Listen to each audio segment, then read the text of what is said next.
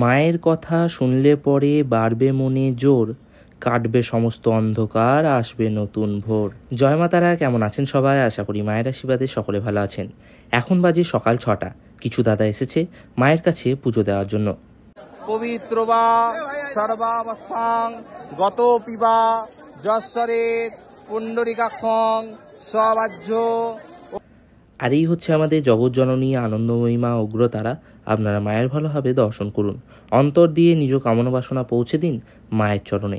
মায়ের এই অপূর্ব রূপের দর্শন করার পর কমেন্ট সেকশনে জয় মা তারা লিখতে একদমই ভুলবেন না। আজকে রবিবার, শনিবারের মতোই মন্দিরে আজ প্রচুর মানুষের সমাগম। এই হচ্ছে দুজন দাদা যারা এসেছেন মায়ের কাছে সকালে পুজো দিতে। সাথে এই দাদারাও এসেছিলেন মায়ের কাছে পুজো দেওয়ার জন্য। আশা করছি আজকের এই ছোট্ট ভ্লগ আপনাদের ভালো লেগেছে।